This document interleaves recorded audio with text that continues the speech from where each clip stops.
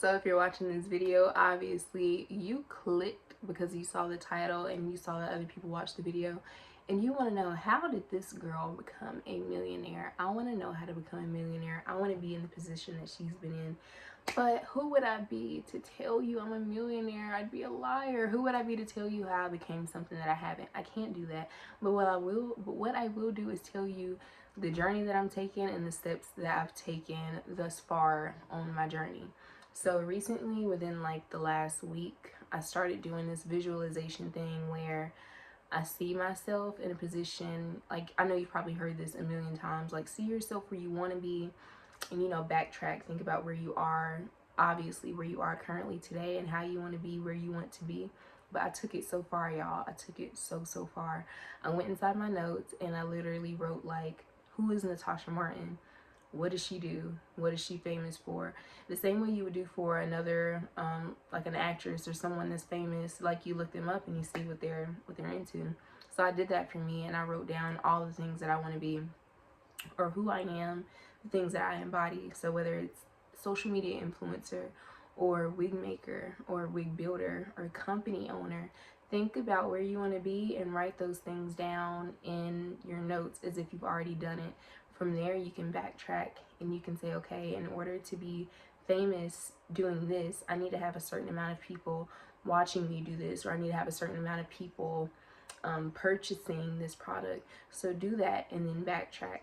Secondly, the next thing that I've done is this like interview process where I visualize myself sitting with someone, whether it's like a TV show, like an interview, or like a local newscast. Like, you could think as big as you want to be or as small as you want to be, but that's going to determine how far you go with these manifestations. Or, I mean, they are, but in the same breath, you're actually going to have to do the work to make it happen. So I'm not just saying these things. Anything that you visualize, you have to put yourself in the body, in the mind frame of that person. How much time did they put in? What resources did they have?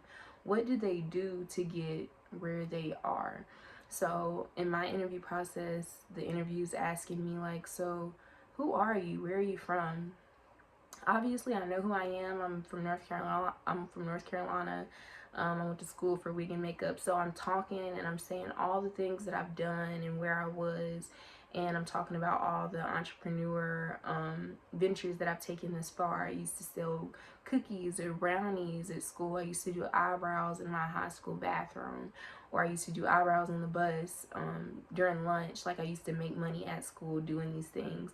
So then it's like, okay, what'd you do next? What'd you do after that? So I'm visualizing myself saying these things as if, well, because this is something I've done this week, and I've started doing it.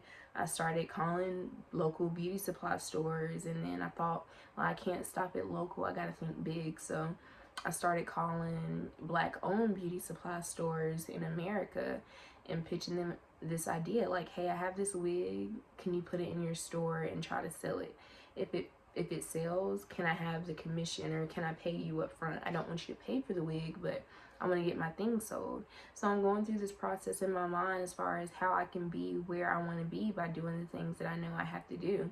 And then the interviewer is like, okay, well, how did that work for you? And I'm letting her know, well, the wigs went great. I got my wigs in a few cities, in a few different cities, and next thing I knew, people were asking for more of the customs, so I would make the customs and ship them. And eventually it got to the point where I needed more people to work on the wigs. I needed more people than me, so I had to message, my friends that I went to school of the arts with.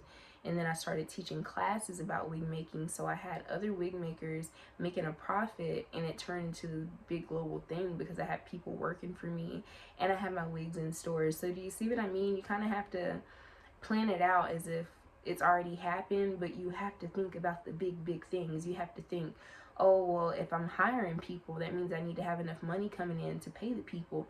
In order to have enough money coming in to pay the people, I need to be having so many services that I'm offering, or so many products that I'm offering to make set amount of money. And in order to do that, all you have to do is map it out and execute it. So do the visualizing. Think about how you can make, a large amount of money starting from where you are. Whether it's, in my case, I started selling in gas stations, local gas stations, because I didn't have anyone to practice on. I didn't have any models. I didn't have people that would buy the wigs or wear the wigs locally, because I moved to a new place where I didn't know anyone. So I had to think bigger than my city. I had to think bigger than my county, and I had to go out of the county. I had to do my research. I sat down for hours. I had a spreadsheet, so I knew every place that I called, I could mark them off the list, or this worked, this didn't work, these people were available, these people didn't pick up the phone. Visualize and truly think about all the work that it's going to take to get to A to B. If you have to get a notebook and write down, this is what I did, you know, from the start, and this is what I want to do at the end, do that, so you can write every detail from the beginning of the notebook to end, as far as what you have to do to actually achieve your goals. So I can't speak to you based off what you're doing or what you want to do, but if you know you have that pull at you to do something or to be someone different, and a lot of us do, honestly, a lot of us want to be bigger than, you know, the average person, and that's okay. But just understand, if you want to be big, it's going to come with a lot of work. So if you're not willing to put in a lot of work and a lot of sacrifice in a lot of places of your life, live an average life. It's okay to live an average life. It's okay to not be a millionaire. It's okay to not be the first millionaire in your family. But if you know deep in your heart that physically you can feel, not only do I want to do it, but there's like a fire in me that I can't put out, don't put the fire out. Put that fire to paper and let it spread. Like, just start, plan, and execute. I feel like that's all I can say, because that's all I've done my whole entire life. Anytime I have an idea, I put it on paper, and I put it on paper ASAP. I used to put it in my phones, but my phone notes, everything gets mushy. Put it on paper. Put it on something that you can destroy, so you understand this is tangible. This is a real thing. I can either make it happen or I cannot make it happen. But it's like proof. The fact that you wrote it means it can happen. The fact that you already know that you have to do X, Y, and Z means that it can happen. But what you have to do is eliminate the fear. You have to eliminate the possibility of, what if I do it and no one watches? Or what if I do it and no one, you know, no one taps in, no one purchases, no one contacts me? What if?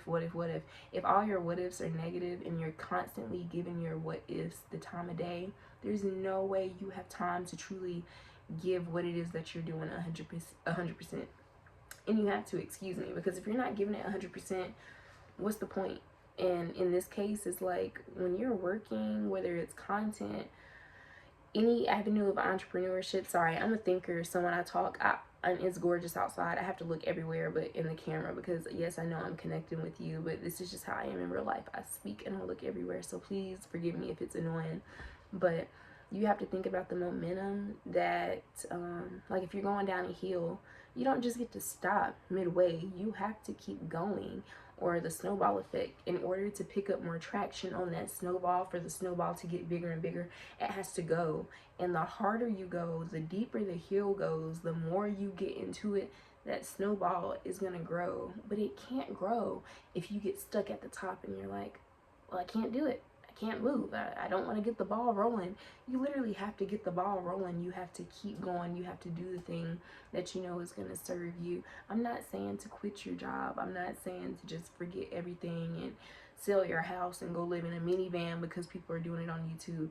Be strategic and be intentional.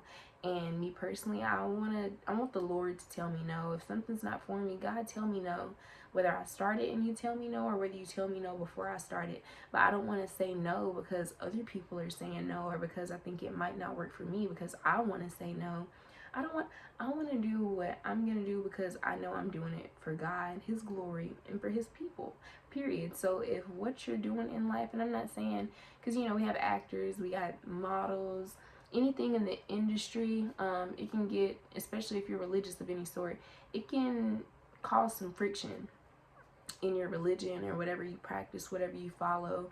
So me personally, anytime I go into an avenue or a venture, or I'm doing something, I truly want to know that's what God wants for me. I want to know that He has His hands on me the entire time, and that any profit that I gain, I'm giving it out, whether it's in information, whether it's free classes, whether it's a free wig.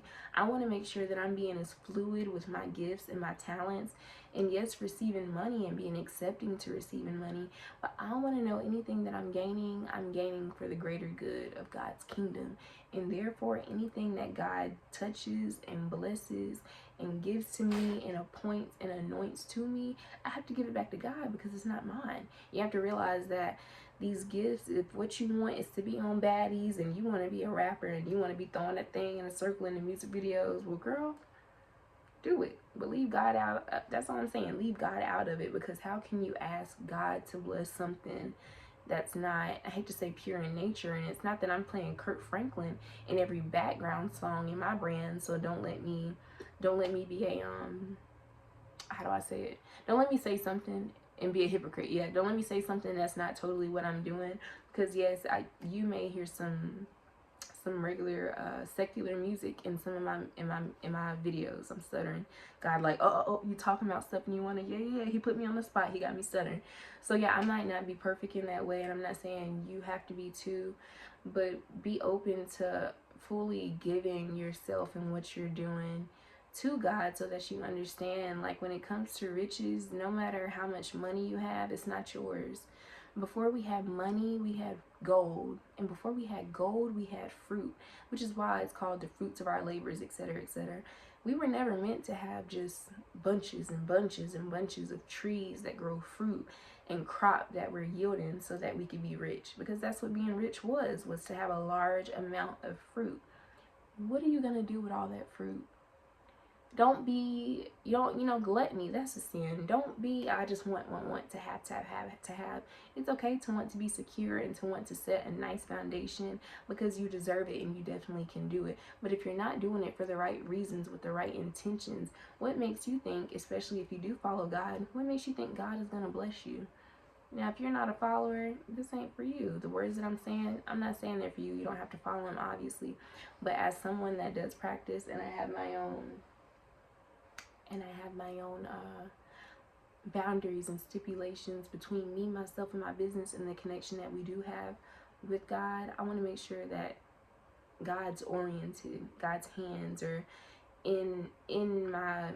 on me. Whether I'm working, I pray for God to go over my hands, bless the work that they do, my words, bless what I say, bless the people that I'm speaking to, let them truly be able to take it in. And not only, anybody can go to church, hear words, and it sit with them.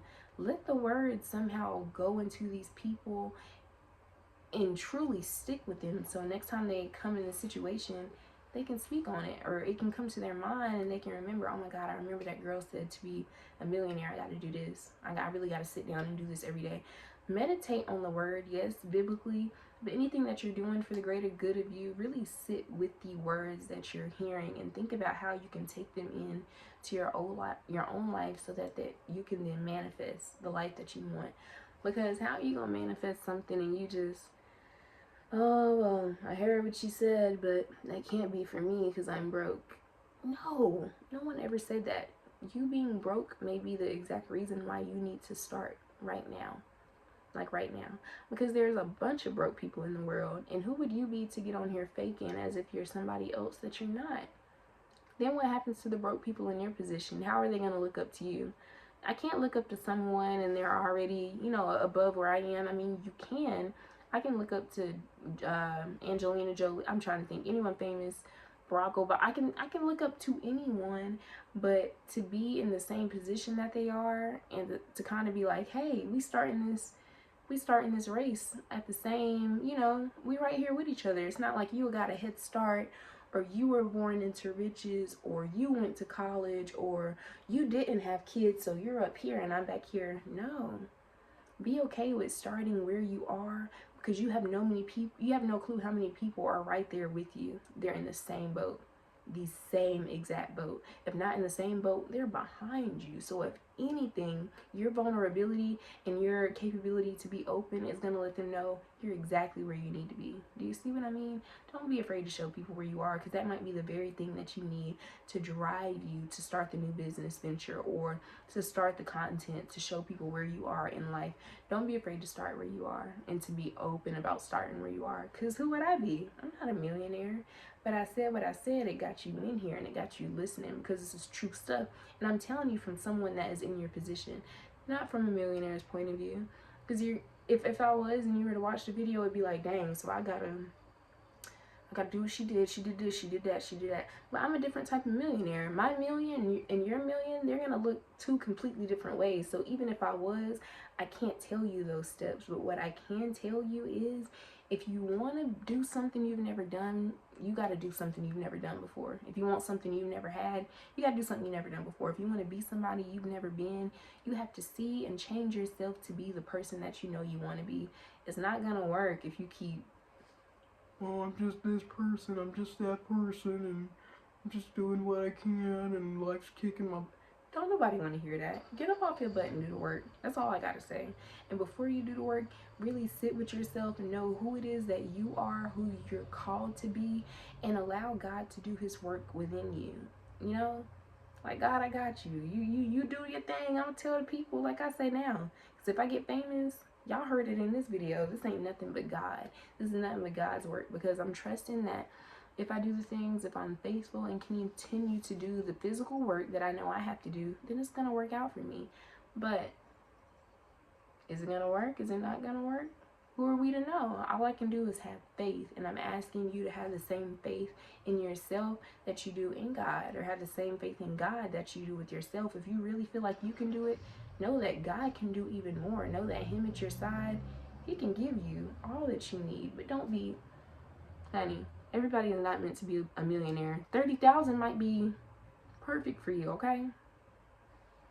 I'm just saying, some people we not all meant to live. I saw in a video pretty much saying God didn't give everyone the same amount of talents. That was a hard pill to swallow. Like, hold up. What you mean? Like, I wasn't meant to do what this person was meant to do? He's giving you a certain amount of gifts, talents, profit, money, whatever you want to call it. You got to do right with what you got. Some of y'all are sitting on talents. Some of y'all are sitting on debt. You sitting on money that you had and you wasted. You can't waste your fruits, whether they're physical, whether it's money, whether it's talent, whether it's a gift that you have. You could be a speaker, but you don't want to speak because your teeth messed up. No, you don't get to harbor anything that God has given you because you feel like you're not ready, or because you feel like you're not capable, you're not worthy. He already gave it to you, and you're questioning, what is the value in this gift that I have? Are people gonna like it? It's a gift. What do you mean? It's a gift, literally. Whatever gift you have, whether it's knowledge, skill, literally any gift that you can have, physically, emotionally, spiritually, any gift that you have, you can't keep it to yourself. We all have purpose. So figure out what your purpose is and see how you can translate that into value. And ask for it to be blessed, that you're blessing the people that you're sharing it with, and that the blessings that you receive, you can continue to share with people. That's the best way to put it in simple terms without going too churchy on you, okay? But being, even in the business world, think about how you can take that value, that skill that you have, and translate it. Okay, you hear me? Translate that into money.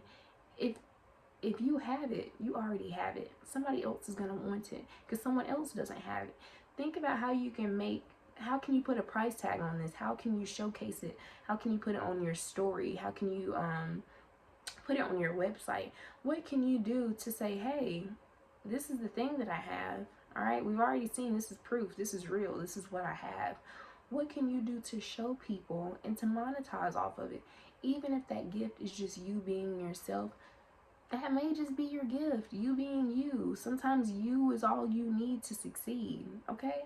I don't have anything else to say. This has been a really long video, and I didn't mean for it to be this long. And I'm sorry that I lied about being a millionaire, but hopefully things will change in the next... I'm not even going to put a time on it because I don't know. If it happens, it happens, but millions isn't on my mind. I don't care to be a millionaire per se. Financially speaking, in general, I have no, yes, financial security, but I have no financial aspirations that I'm just dying. Like, I want to have this and I want to have that.